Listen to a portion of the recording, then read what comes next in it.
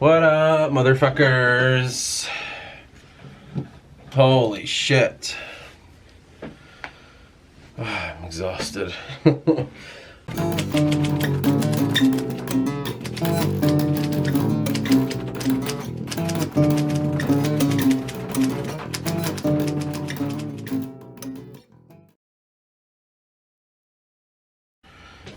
Day 28. I don't even know if I'm going to continue still or not. We'll see. Just because I wrote 4 pages today. It was a bit to get it out and I just gave up. And I took a nap. And I'm exhausted after I've taken that nap. So personally it feels like a wasted day. I did not complete what I was looking for. Damn, dude, some days it's tough.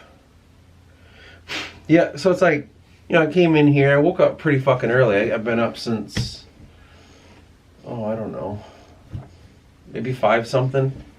And I came in here to write, and I don't know, didn't really feel it so much. And I was like, God damn it. And so I took a little bit of a thinky break, and then I kind of came in and did a couple pages. Then I left. Then I came in again, did another page, and then a half a page, and then I left, and then I just left again. I took a nap, and here I am. I have an hour before I have to leave somewhere, so I thought, like, you gotta have accomplished this fucking day. So I'm making a video with that all in mind. God damn it. Sometimes it's like hard to stay productive. But in saying all that, there's really not much that I can talk about. I kind of feel like I'm up to date on some of the fucking things that we've discussed so far when it comes to the lore of the book, when it comes to my thoughts about things and where I'm at right now. I don't know. I feel like I've just hit, I don't know how to say a plateau, but I definitely feel like I'm just like, all right, I'm here. There is no more walking. I don't know how to explain it better than that. It's like every day you learn, every day you try to do and this and that, and some days you're just like, I don't want to do anything. I'm here. You know, take a fucking break and sit the hell down for a minute so I can just think. That's tough. That can be quite tough. Yeah, I don't know. I definitely just, I don't feel like anything. I don't want to fucking do shit, and I don't want to go anywhere. I don't want to, like, it's clearly the depression again. Man, it's tough every fucking day, dude. This is just annoying, more than anything. The reason for me, it's like, so I made a very conscious choice when making these videos to be 100% honest and 100% me, right? I didn't really have to make a promise to myself. That's pretty easy because I have a hard time faking shit. So it was just like, I'm going to always be myself no matter what. I'm going to say what I truly believe. I'm not going to filter myself, and yeah, just 100% honesty. That's what this is all about for me, okay? So what does that mean? Well, it means if I'm having a bad day, or I wouldn't even consider it a bad day, just a day where I can't, for whatever reason, I'm not going to be able to fucking do it. And it's going to be hard to pretend to be okay, which I think is not a good thing. You know, just pretending to be all right when deep down something doesn't feel right. So like for me, I have no clue what that is. It's not like I'm like, you know, I secretly know what's going on. I don't. I thought I was doing fine, and then out of nowhere, here it hits. And I would say, you know, I have to kind of sit and analyze, like, well, what led up to you feeling that way? Because that thing isn't connected to this. This just kind of feels, it doesn't even feel like depression. It feels more like I really don't feel like it, you know? Not spitefully or not in a weepy, sad kind of I'm not good enough way. It just kind of feels more like I'm good, you know? I don't need to, I can't, like, I can write, But there's something that just doesn't want to go fully into that. And I couldn't think, is why I stopped at 4 pages. I couldn't think, because I led the character to this point, and then even I was like, why the fuck's he here? So that was why I stopped there. I don't know why we went to that place. But that place is truly connected to probably myself. So this character, my main hero, met some guy up in the mountains. He doesn't know how to feel about him. They decided to kind of hang out together because that's the best thing they got.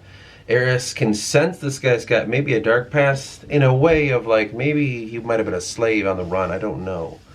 And so he's got this weird thing going on. And he's like, we can't just keep hanging out in this area, man, because I'm going to be honest, from what it sounds like, people are after you, and I'll be honest, people are after me just as much. But I know a place we can hide. And so Eris is like, okay, sure. And then he's like, he takes him, and it happens to be this, because they're up in the mountains, these people. They're up in these crazy mountains. And then he takes into this cave. And Eris is like, oh, this is kind of weird, I guess, but whatever. And then as he's like looking into the darkness of this cave, he just senses something not great, if that makes sense. He's just like, I don't know, something doesn't feel quite right about this. But even at that time, he realized it doesn't feel like there's something evil in there. It feels like there's something in there, and my fear has nothing to do with what that thing is. It's just I'm scared. Like he already can kind of see that. Like I gotta go here, apparently, and I'm scared of it. But I don't think the thing is what scares me. I think I'm scared of myself. And so he goes in here, and because the guy's like, I got something to show you in here, by the way, because this guy's kind of keen on Eris being something special, and even something special for him. The story unfolds. I'll leave it at that. And then I'm like, as Eris asks, I, as the writer, asks, why are we here? And that's where I stop, because I don't know why they're there. And that's it. So there's that, and I'm just tired. And I don't know, I'm not feeling like I can conjure stuff, if that makes sense. That's just kind of how it feels right now. So in my mind, I'm like, is that just depression?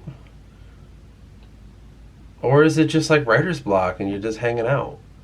You know, like, one thing that's difficult is trying not to make your depression, if you have it, your everything. Hold on, I'll explain. Yes, just not allowing, like if you're having a day, not being like, it's my depression. It's so bad, you know, that's the problem. I think you can't constantly keep doing that, because it might not be. It could be a crutch. Now, in my case, that feeling, that sensation, I've given it malevolence in the book. And that malevolence I call the whisper, or the promise. It is this malevolent entity that is active throughout the book, but is not exactly, at least thus far, this, oh yeah, by the way, Darth Vader, that's who it is, or the Emperor, Sauron, or whoever. It's not that. It is one of the greatest evils of the entire book, but it's not looked at like that throughout the book. It's just like it exists. It's, if you are not Christian or of any Abrahamic faith, it's what the devil is. If you're just like a regular person like me or someone else that doesn't really have a religion, you know a concept of evil exists for groups of people, but to you, it doesn't really mean something to your life. That's what it's like in the book. Like, Eris will understand that the promise, the whisper, this entity, this, it's not evil, but I'm just trying to give it an example. This evil thing exists throughout the world. That, to me, how it exists is it functions differently with every character. Their version of the whisper is much different than someone else's. It's a very subjective thing. So what my devil is different than yours, which is different than someone else's, which is different than another person's. We all have our own version of it. And for me, I call it the promise. I say the whisper is the promise.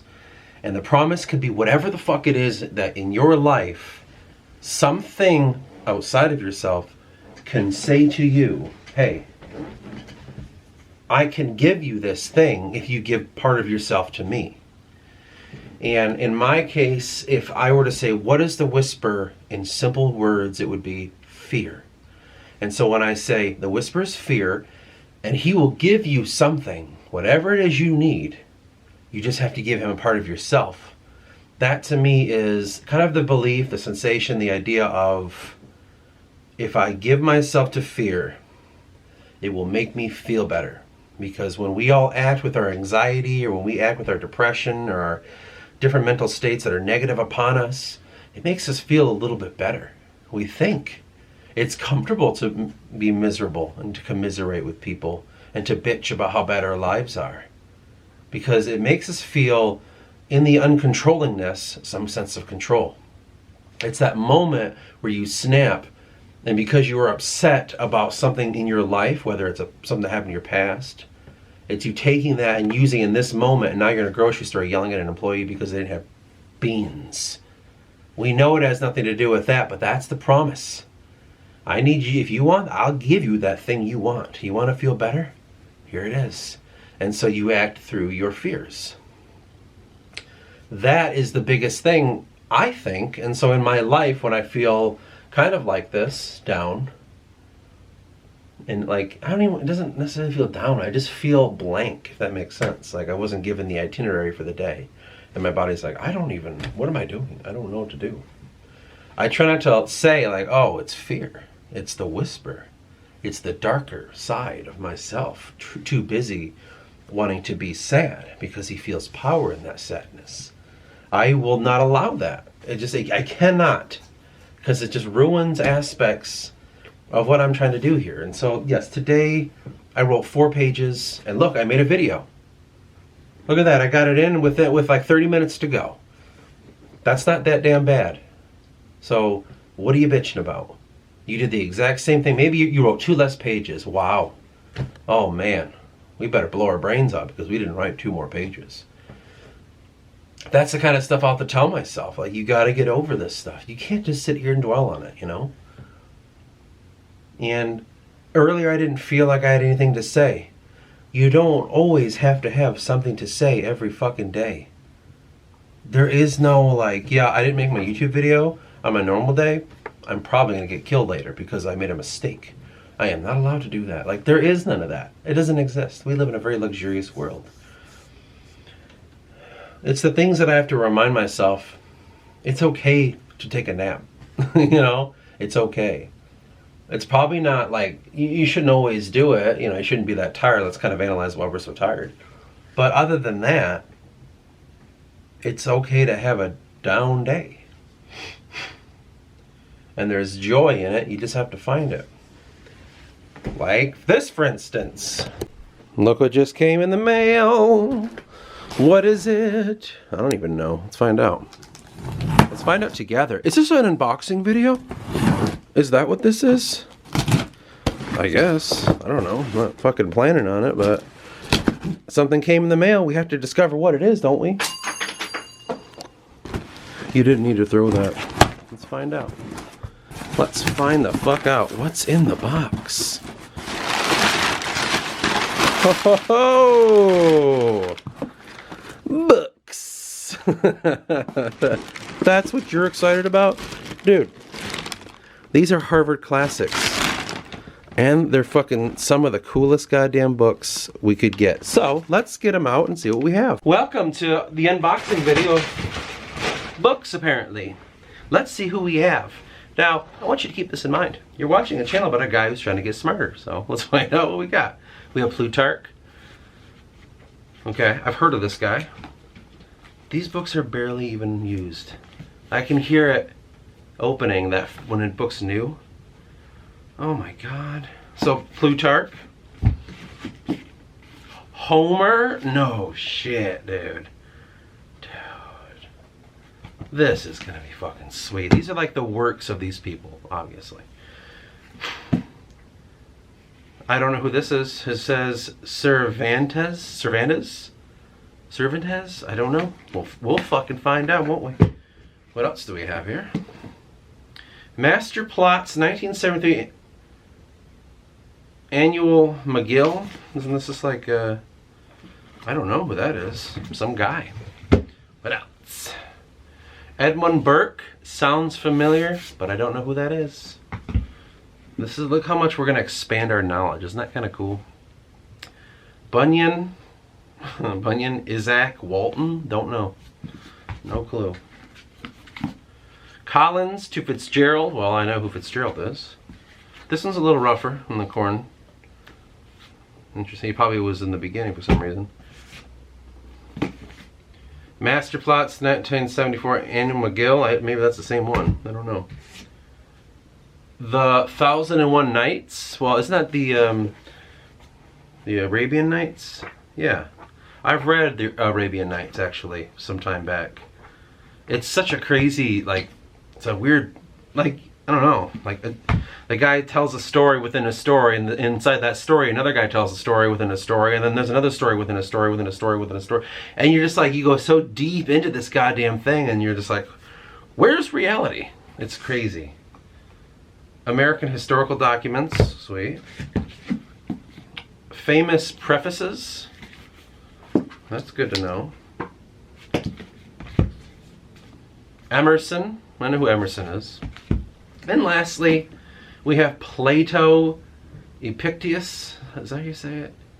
Epictetus? I don't know. And Marcus Aurelius. Fucking cool, dude. Very cool. We got some books to study. The whole point of these purchases, which I was trying to buy another set too. It was a set of like the history of Islam. And I was like, that would have been so cool, but it was pickup only. And these were like not even fucking they were like old, but no one even took them out of the packaging. And I wanted them so bad. And I could have had them, like a bunch of books for $20-something. It's so crazy. These books right here probably only cost me less than $20 too, for all those. The idea that I'm trying to do is like, the days that I feel like I don't got anything going on in my mind, I've got these books and I'm trying to expand myself and my understanding. And I'm going to sources, and the main sources, like I love the Plato, the Homer, Marcus Aurelius, and the other Greek-y sounding names and Roman sounding names. I don't know much about them though. Let's be honest, I know who these people are, but I don't know shit about them. Time to learn. And with that fact, it's going to be so cool to really see, you know, what we can uncover and how we can expand ourselves. Because that's all I'm trying to do, you know, is expand who I am and my place in the world. Not only that, but have a reason behind what I'm doing, these books that I'm writing. I'm so excited to see where this road will take me, and I think that'll fit perfect right there. Yeah, man. Very cool. I'm excited about this, and you know, the ones I'm always most excited about is like the Greek stuff. I'm trying to find a encyclopedia series of everything about Greek mythology.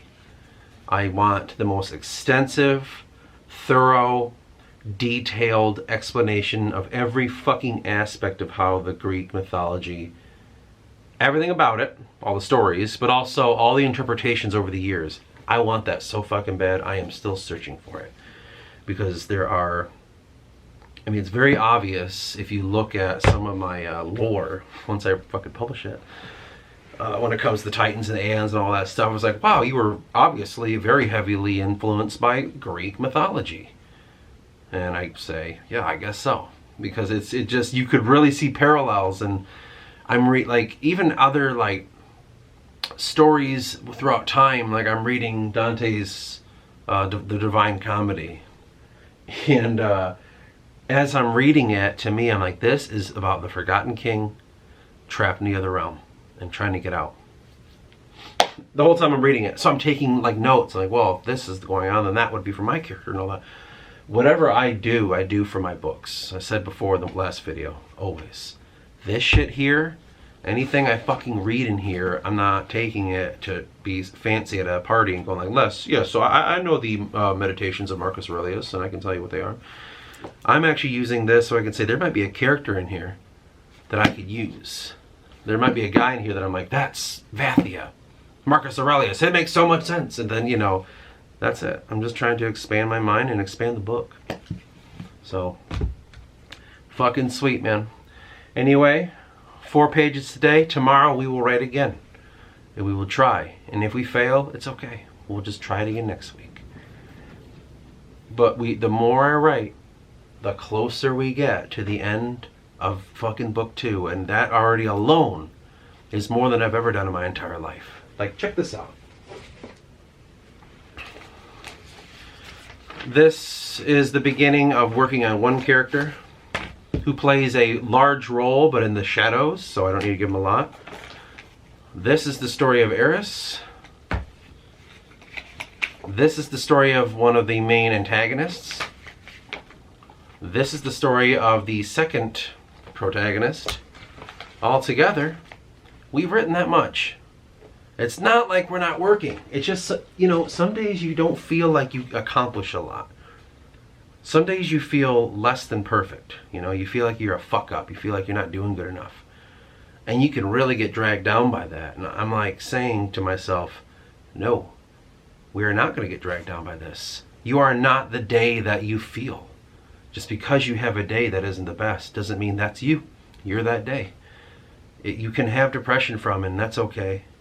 But you have to start realizing it's, in my mind, it's best to use examples for yourself to make it easier. And I always tell myself it's some outside force wanting a part of me and taking from me some divinity. So we have to make sure we're always doing the best we can do. And let's hope we do pretty good tomorrow. I will give you an update on day, whatever I said, 20, that'll be 29 maybe? I don't remember. But until next time.